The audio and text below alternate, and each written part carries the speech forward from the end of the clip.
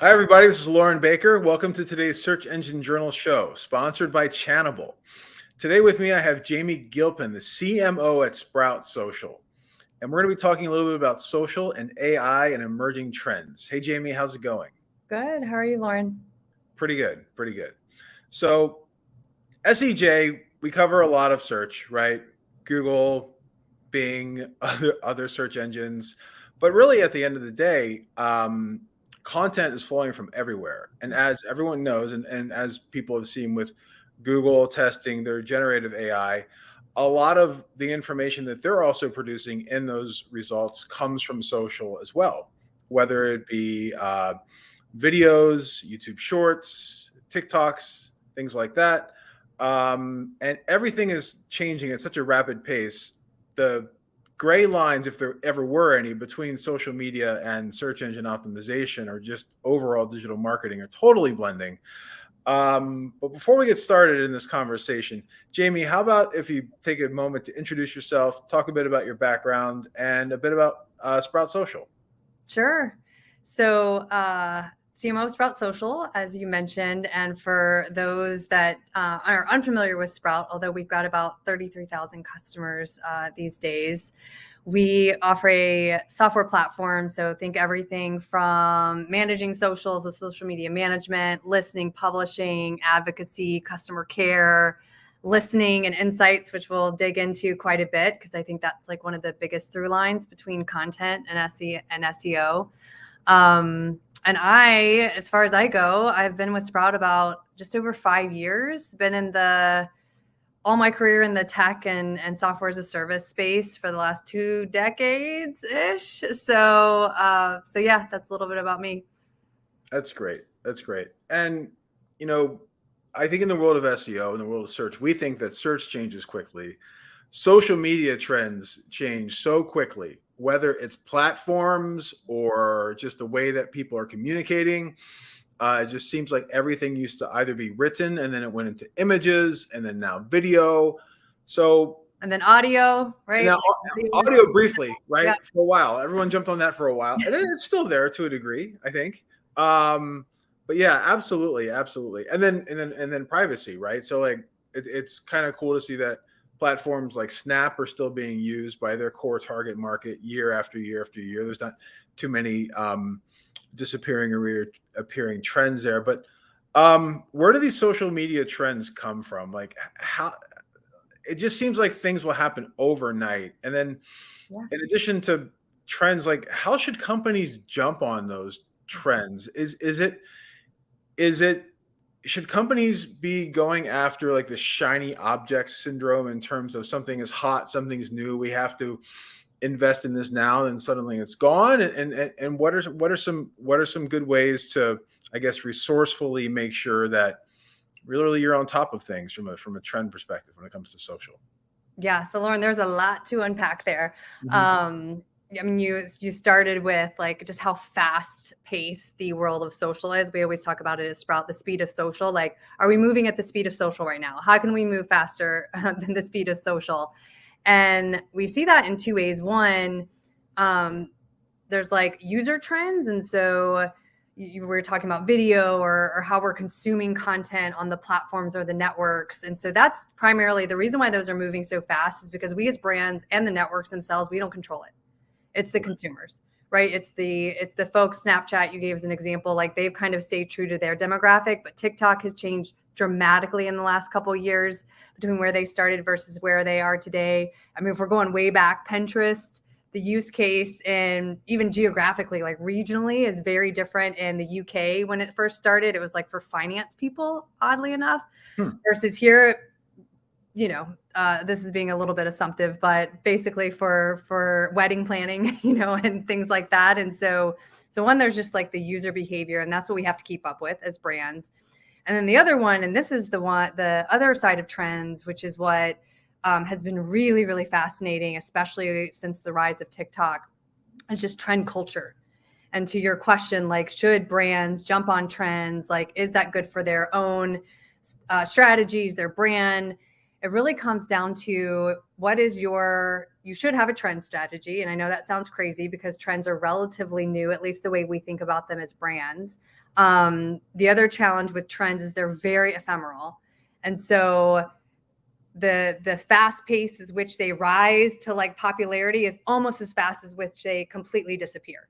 Right. And the big reason for that, and we see this especially on TikTok, is because just the fast pace again at which social moves. And so I actually did a talk at South by Southwest with one of the leaders at TikTok, and I think they have a really nice framework for how to think about trends. So I don't know if you've seen this, but they've got it some pretty good content about it. So think about like trends come from forces, and forces are like big cultural shifts that we see, and then the moment or the signals that come from those forces is like a micro topic from that force, and then you've got moments basically that a brand can capitalize on. So let's just like make that very simple. A force is like mental health, women's rights, really heavy stuff like DEI, things like that. So let's take like a really light example of that. So a force is like nostalgia. Like this was especially like in the beginning part of this year, it was like we all wanted, I don't know, we were mental health, it's probably connected to mental health, but like we were in search of like things that remind us of our childhood. And the signal then became 90s, specifically 90s nostalgia. And then the moments were like 90s throwback dances that we saw all over TikTok. Outside of the social sphere, if you paid attention to the big game, the Super Bowl in February, like literally, I think 50% or more of the commercials were all throwbacks. Like they were all back to the 90s. Even the entertainment, right? 50 Cent, Eminem, and Dr. Dre were of the. So this idea that, this macro force is happening in society, and these signals that we can create, and then these moments that we can capitalize on. And so as a brand, I mean, you're a big brand if you're like creating forces in the market, but you can absolutely capitalize on these moments, right?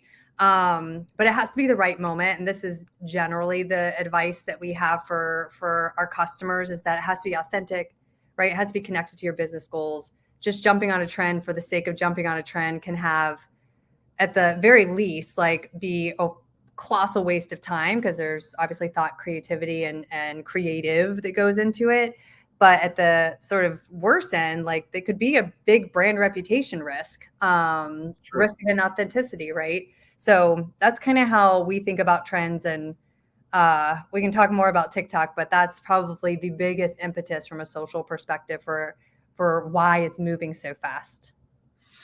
So when a company is jumping on a trend, or maybe they're putting out, content that's part of an overall sales funnel or whatever it may be, how important is it for the messages to come from the company, or then from influencers or other recognizable social media, whether it's personalities or customers or things like that? Because it seems to me that sometimes, to your point, hey, let's jump on this. Okay, what's the video production budget going to be? How are we going to do this? Let's make sure we jump on this week. Versus if you have if you can mobilize your customers, your fan base, maybe some influencers to shoot something quickly, it seems like it could be a little bit more not only cost effective, but just like resource effective to be able to jump on the trends that way, as opposed to doing something internally. Do you run into that with many of your clients utilizing Sprout Social? Yes, absolutely. We hear this from both our customers, and then TikTok kind of has some thoughts on it as well. So I'm going to give like the classic business school answer. It depends, right? Like, and actually I won't say it depends. I'll say it needs to be balanced. And so to your point, and it's really important, like to capitalize on a trend, it has to be timely. Like you do have to move very fast. And so one, can you see around the corner? Does your team have this role actually is popping up more and more. Several of our customers have talked about it. The trend spotter or the trend analyst is now like a part of a social marketing team. And so they're using listening tools. They're using social insights to see like what trends are actually gaining momentum. And then hopefully they've got time at that point to say, okay, does this align with my business goal? Does this align with my audience? How's my customer sentiment around this trend? And then they decide to act. And what you're asking about is like, okay, now what do you do when you act? Right. The good news is, at least for the majority of the platforms and the networks, like, and especially TikTok, you don't want to put a ton of production value into a video. Like the more authentic / looks like you shot it on this, right? Actually, the higher that will relate to your audience. And so whether that's your brand, for a lot of very large brands, I will say this is kind of flies in the face of some of their brand guidelines. And so for them to move fast, they have to work with creators and influencers, because there's a separation of the brand, even though there's a connection there, obviously, because they're using their brand name. And so, but I do think it has to be a balance, because you also want to be a part of the trend, because that's where, if you're only working through creators and influencers, then you're losing that opportunity to actually connect with your audience in a meaningful way, which for me, that's the purpose of social. Like, between all of our distribution channels that we think about for our brand and for content, whether that's search, whether that's advertising, like those are all kind of corporate owned, and it's our ability to push out a message. But social is our ability to actually connect. And those are where those, I think, kind of less, harder to quantify, if you will, the value of it. But that's where, especially on the B2C side, brands are investing more and more, because that's the differentiator between them and their competitors. Yeah, the ability to connect is interesting as well, because it's not just the ability to sell, right? Yeah. It's the ability to make that emotional connection, and its ability to reinforce even a current customer, right? Hey, whatever I bought, oh, I see it here too. Or whatever team I like. Oh, I see what they're doing. They're so great. They're doing everything, on social. I love it. I'm sharing it, whatever it may be. Yeah. So yeah, that makes perfect sense. And I think, to your point, sometimes it's hard to quantify. But analytics can be a double-edged sword, right? Because it's really easy. You see this in search all the time. Oh, organic search brought in this much traffic and this much revenue, but nothing comes from one source anymore. Everything is multi-touch attribution in today's world, right? And if you've got that as a marketer, that's the holy grail. But for the most part, we're kind of looking at, okay, first, last touch, and then there's a lot of stuff in between that influenced.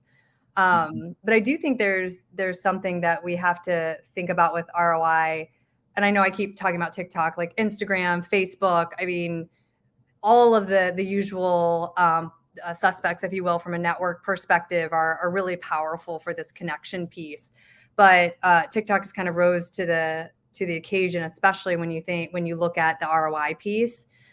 Just a couple of stats to throw out there when you think about, okay, am I going to really participate in trends? Is this something am I going to honestly add like a trend spotter or a trend analyst to my organization? Is that the headcount that I'm going to prioritize right now? And if you are on TikTok, like that is just trends. Like, you are just jumping on and off of trends. And so you do have to have a strategy there. But 83% of users on TikTok said that TikTok played a role in their purchase decision. 61%, over half, well over half of users on TikTok have actually shopped on TikTok, purchased on TikTok. I'm guilty. And so there is a real business impact. We said it's hard to quantify, but right there, if the audience is there and open and honestly, like, looking for those opportunities to purchase and invest in your brand, you kind of have to participate in the trends. You do. And that brings up a really good point, because I have noticed when I'm not a TikToker much myself, but I have been around long enough when I remember it was Musical.ly. And yeah. So it was all about lip syncing and everything else, right? But I do notice, and I find myself doing this. I'll be on Instagram or something, and I'll see an ad, and I'll hit now I can just hit shop now. Yeah. And it opens within the Instagram internal browser, whatever is synced up with my device. And honestly, like, sometimes it's a good experience and sometimes it's not a good experience. So I'll see where sometimes I'll see something that I really want to buy, and I'll click on it, and it'll go to the homepage of the company, or it'll go to the category page. and then I have to look through it, and then it may not be available. Yep. Other things are available. So how important is it for now e-commerce teams to sync up with what's going on the social marketing side to make sure we can track that attribution, to make sure people aren't bailing and you're not getting churned because of bad UX or overall, how important is that now? Very important. Maybe that's rhetorical, Lauren, but like the full customer experience, right? And this is where even if you pull back from marketing, like we're talking about the e-com marketing team, are they talking to the social marketing team? And do you have an actual social commerce? That's a thing. That's a category now, a social commerce strategy, because the worst thing that you can do, one, from a customer experience, but also just like a perception perspective, is to not have a through line for when your customer is ready to buy and they see something they want to buy from you and then they can't find it. Like that is really a something that has to be table stakes for brands these days, given that so much commerce is happening online, even more so than we've ever seen before. We're hitting records. Last year, we hit 1 trillion in online sales in retail. And so that has to be not just a thought or, a strategy for your team, but like an actual like full concerted team to look at it. And so it's not just marketing, as I was saying, it's customer care, it's customer support, right? It's that something that we as CMOs have been talking about for years, like how do we get this full end-to-end customer view and experience? And so that regardless of what team that they are interacting with, e-com, customer care, support, sales, that they have a consistent experience. And so social is a huge, huge part of that, because it's really social hits every part of the customer journey, from awareness, like we talked about with things like Instagram or TikTok, all the way through loyalty and advocacy. And how integrated now are some of the social campaigns that your customers are working on with their overall, with CTV and with CTV, YouTube TV, or whatever you want to call it? Like everything is integrated now. So how integrated are those in terms of maybe someone seeing watching a video for 10 seconds, 15 seconds on their device, and then seeing it while they're watching a Denver Nuggets game or something? Yeah. Where do we want it to be versus versus reality? I would say that's the vision state for all of us. I mean, whether we're B2B or B2C, that we've got enough understanding of our customers, where they are in their journey, how they're interacting with various points of our content, and that is a consistent touch point for them later in a different distribution channel. That requires a lot of integration. That requires across like our obviously various parts of our MarTech stack. That also requires a different philosophy or a way that we're measuring it, but also the way we're executing. And so, and I think this is like one of the biggest things that we have to think about as marketers as we move forward, and something I think about with my team quite a bit. Like we've operated really well in these silos for a long time. It was like, you had your SEO team, you've got your sometimes even disconnected from your SEM team. I've got some stuff happening in downtown Chicago, so I can pause for a second. That's all right. I don't think the Mac, but did it pick it up? Oh yeah, I could definitely hear it. Okay, I was like, it's not that good. Yeah. I don't think the has to work on, the mic has that totally dialed in. But I think, as I was saying, one of the biggest opportunities, I would say, and it's synonymous with the challenge that we have in the marketing team, and I would say arguably across the entire organization, that only gets more challenging the bigger you get, is that it's so much easier to work autonomously in silos, right? You have your SEO team, you've got your content team, you've got your social team, you've got your ads team. Like everyone's kind of moving and going as fast as they can. But the real value, and more importantly, the expectation of our customers, is that all those folks are working together. So that all those folks are delivering one seamless customer experience, but that requires platform integrations across your MarTech stack, but also probably more importantly, process and workflow and collaboration across your team, which those two should go together. But that's where we got to do better, do more. as a full marketing team. So when we started planning this show, ChatGPT it was kind of in its, I don't think it was ever in its, it was like in its infancy for like a day, right? Yeah. And now we have plugins, we have apps, we have full integrations into the web. We have other products, competing products, or products that are launching AI components on a daily basis. Google is now testing their AI in the search results, which is not a great user experience. Nope. Not yet. They'll get there. That's why it's called testing, right? And then, but at the same time, in the world of social, what are some of the opportunities that you see for marketers to be integrating AI into their daily workflows, just to help manage and maintain all of these different things that are happening between connections, trends, different formats, responses, whatever it may be, monitoring, etc.? If I had a quarter for every time AI was said, whatever that, the saying is, or if I took a drink every time the word AI was used, my goodness, even today alone, I've had 5 other meetings, every single one mentioned AI. One was completely on AI. It was just like a CMO network huddle for SaaS CMOs on the topic of how your marketing teams are using AI. So this is a very big hot topic. I think interestingly though, I think we have to kind of remember that it's actually been around for a while. Like the AI, right? Artificial intelligence. We've had chatbots for years. I mean, especially in the social and customer care space.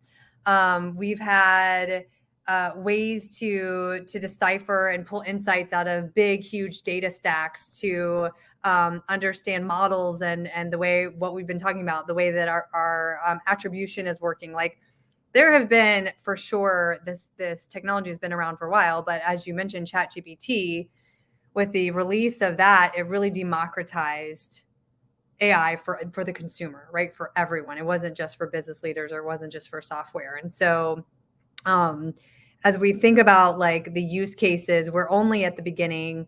What I've educated, or what I've kind of asked my team, and what we are advising, each other in the CMO space is that, the first step is just education and to know everything that is out there. But more importantly, think about, I just talked about like all of the different functions within a marketing team. What of those can be automated? And so that it actually gives your team the bandwidth, because none of us have bandwidth right now to do the important work that only the human, right, can do. And so that's the first stage. And that's kind of where we are right now. So you've got, things like Jasper.ai that's mainly for marketing, like content generation. ChatGPT also does content generation. It is for sure like a good inspiration or a first draft, if you will. It is not in any state, at least that I've seen across the tools, that you can just like tell it what to write and then you're immediately post a blog, right? Like it's like, oh, this is like a cool draft. This, instead of, riffing with my teammate, I'm going to riff with this bot. And actually you can get to some pretty good content that way. Where I see the real opportunity, and this is where Sprout is focused in AI, and just released our AI Assist suite of products yesterday, is how do we bring some of these use cases that folks are doing outside of different platforms, Jasper.ai, et cetera, and bring them into Sprout when they're actually using them. So you're not working in disparate places. And so things like, I have this article, I need to write, 3 posts, one for LinkedIn, one for Twitter. Again, it can give you that jumping off point. It still needs a human, back to the authenticity. It's really critical that you've got someone reviewing that and making sure that even though you can say, and it's in my voice, right, you give, the AI technology that direction, it's still not human. So having that review is going to be really important.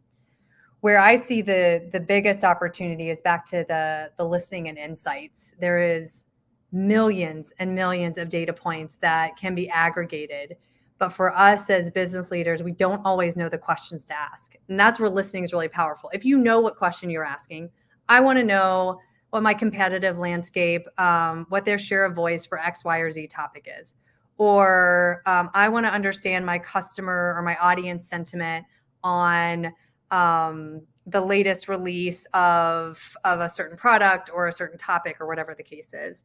And so that's where it's really strong, where I think AI is going to be super powerful for us as business leaders, is it will surface insights that we don't know that we actually have, like we don't have a question for. It actually surfaces stuff that we didn't even know was an issue. And I think that's really where the power is going to come. And that's a big part of where we're focused for sure at Sprout. Very cool. And if you wouldn't mind, and this is good timing as well, you did say that you launched AI Assist yesterday. So if you wouldn't mind just going Might have been the day before. I don't know when this is, when this is, but yeah, recently. This month.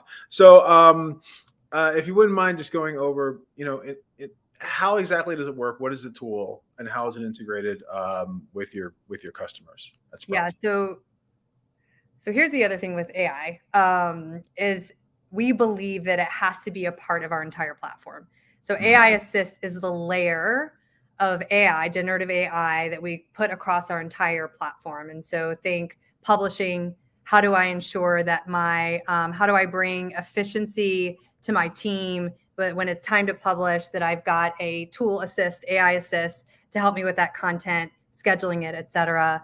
There are things that have been there for a while, things like best time to post, using, right? That's been an AI driven tool and feature forever. And so that's a part of it. Listening, as we've talked about, how do we really pull through and forward the sentiment that our customers are absolutely displaying across literally hundreds of thousands of data points.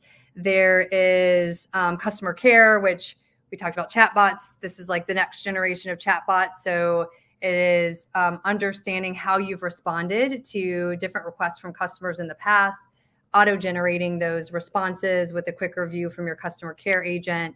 So it's really across the platform, and so that's what we've launched, the ability for us to literally put AI within everything that we do.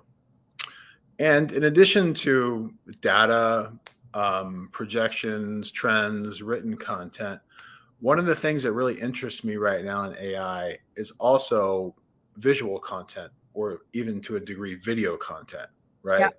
So we have DALL-E, which is being utilized by OpenAI and Bing. And then the one that really freaks me out is Midjourney.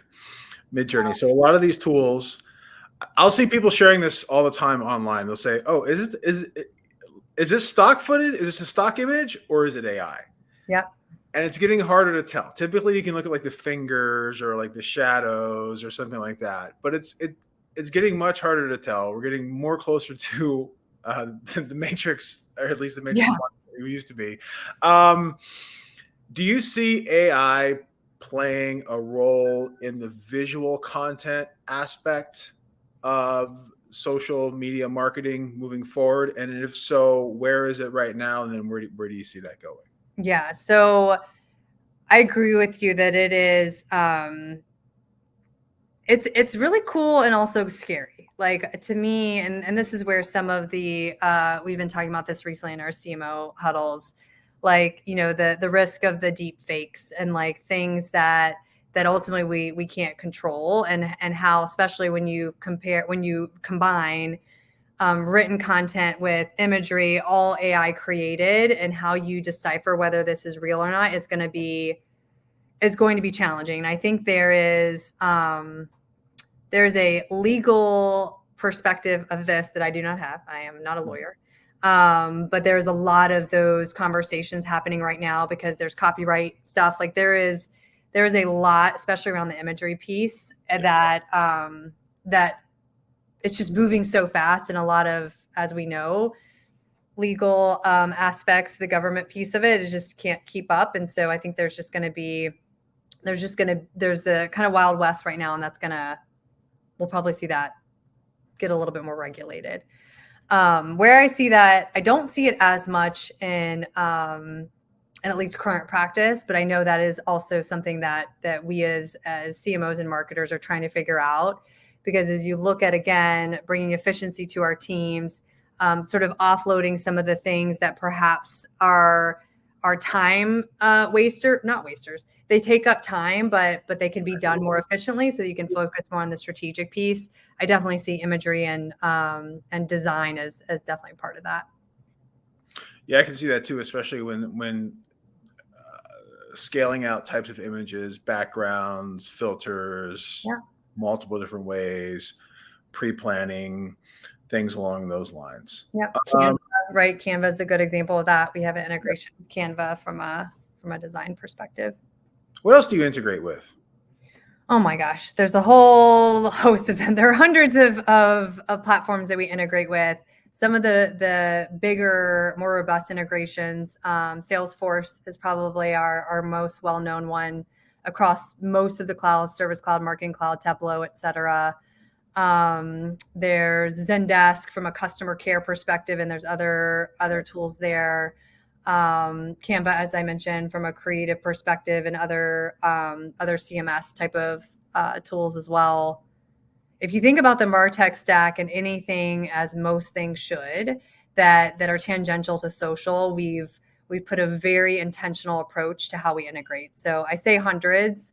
It's not because we just want to check a box. It's because we really want to make sure that we are empowering our customers to do great work, but do it in an effective and efficient way. Well, it's really interesting too. So I'm looking at your integrations page right now, and obviously there's like the main social channels, but as I scroll down, I see some very hyper targeted social platforms, even platforms that I really don't, that I wouldn't have thought about being social media, but they are. And one example here is Glassdoor. Yeah. So the fact that you help to bridge the worlds of marketing and HR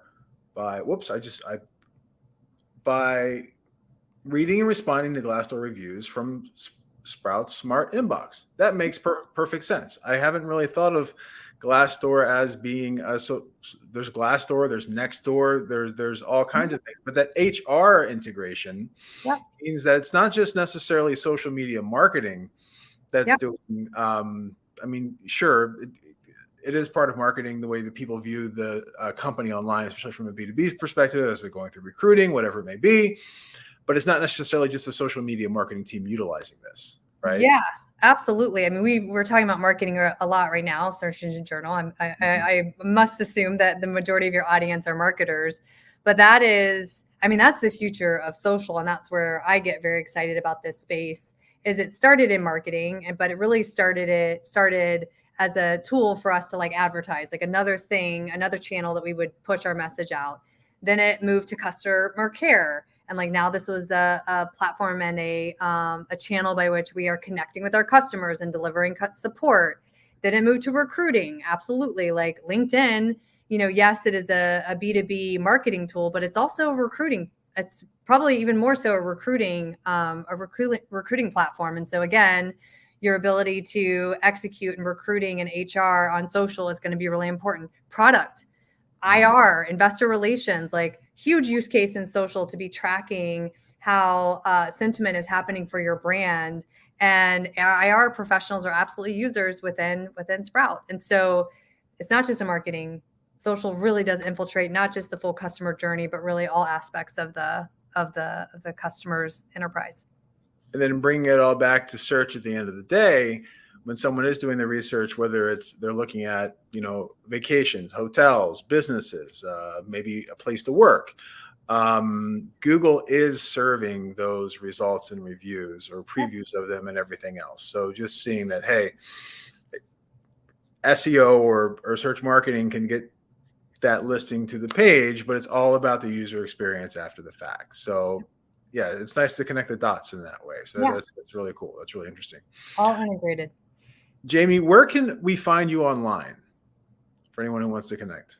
Yeah, well, first of all, mention, all of the social channels at Sprout Social, and then sproutsocial.com, where you can gain access to a lot of the insights. Like we keep our speaking of content and SEO, we keep our blog and our content very much up to date, very relevant.